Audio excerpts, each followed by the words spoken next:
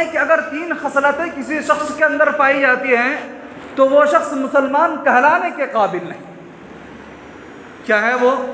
کہ اذا حدث کذب، نبی کریم صلی اللہ علیہ وسلم نے فرمایا کہ جب وہ شخص بولے تو جھوٹ بولے، جب بولے تو کیا بولے؟ جھوٹ بولے۔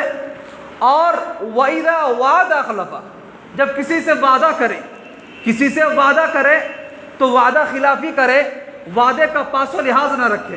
کسی شخص سے اس نے وعدہ کیا کہ 5 دن کے اندر میں آپ کو قرضہ ادا کر دوں گا، آپ کا جو ہمارے پاس روپیہ ہے میں 5 دن کے اندر ادا کر دوں گا، لیکن 5 دن کے اندر ادا نہیں کیا اور وعدہ خلافی کر گیا۔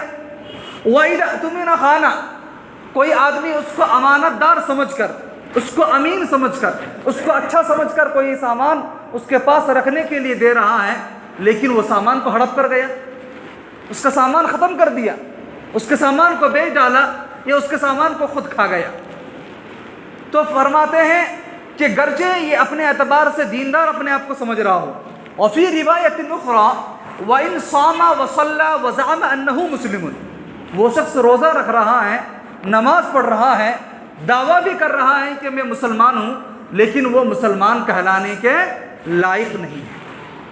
خدا جانے ہمارے ذہنوں کے اندر یہ بات کہاں سے بیٹھ گئی ہے کہ ہم نے یہ سمجھ لیا ہے کہ بس اسلام جو نام ہے صرف نماز کا نام ہے، روزے کا نام ہے۔ اسلام ایک مکمل دستور نظام ہے، اسلام ایک مکمل دین ہے، صرف اسلام کے اندر نماز اور روزہ ہی نہیں ہے۔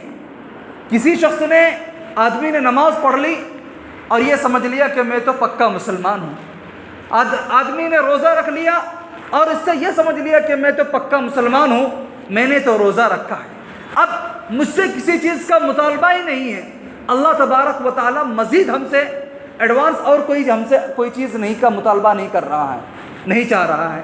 تو یہ ہمارے اندر جو عقیدہ بیٹھ گیا ہے، یہ انتہائی غلط عقیدہ ہے، انتہائی خطرناک عقیدہ ہے۔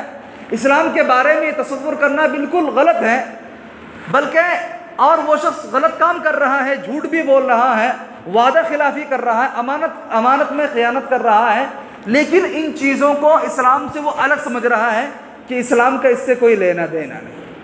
تو نبی کریم صلی اللہ علیہ وسلم نے فرمایا کہ اگر فتوی کی روح سے اس کو کفر نہیں قرار دیا جائے گا، لیکن دائرہ اسلام سے اس کو خارج بھی نہیں کیا جائے گا، دائرہ اسلام سے اس کو خارج نہیں کیا جائے گا، اس لیے کہ کسی کے اوپر بھی کفر کا فتویٰ لگانا یہ بہت بڑا سنگین جرم ہے۔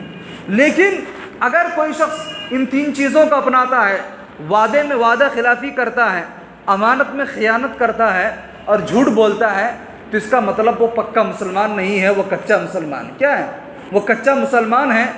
مسلمان، پکا مسلمان تو وہ ہے کہ المسلم من سلم المسلمون من لسانہ و یدہ، کہ مسلمان کا مطلب ہی یہی ہوتا ہے کہ اس کے ہاتھ سے، اس کے پیر سے، اس کی زبان سے دوسرا بھائی محفوظ رہے، دوسرا بھائی کیا رہے؟ محفوظ رہے۔ اگر وہ دوسروں کو تکلیف پہنچاتا ہے تو پھر کہاں مسلمان کہلانے کے لائق؟ زمانے جاہلیت کے اندر جھوٹ کا کیا تصور تھا؟ میں صحابی میں سے ان صحابیوں میں سے ایک صحابی حضرت سفیان رضی اللہ عنہ کا ایک واقعہ میں آپ کو سناتا چلوں۔ بہت زمانے جاہلیت کے اندر، یعنی کوئی ملت، کوئی قوم ایسی نہیں گزری کہ جس کے یہاں جو ہے جھوٹ بولنا جائز ہو۔ ہر قوم کے اندر جھوٹ بولنا ناجائز تھا۔ جس طریقے سے زنا، بدکاری جو ہے، منہ کالا کرنا، یہ برا عمل سمجھا جاتا تھا، اسی طریقے سے جھوٹ بولنا بھی ہر مذہب، ہر ملت کے اندر بھی کیا ہے، یہ ناجائز ہے، کسی کے یہاں جھوٹ بولنا جائز نہیں۔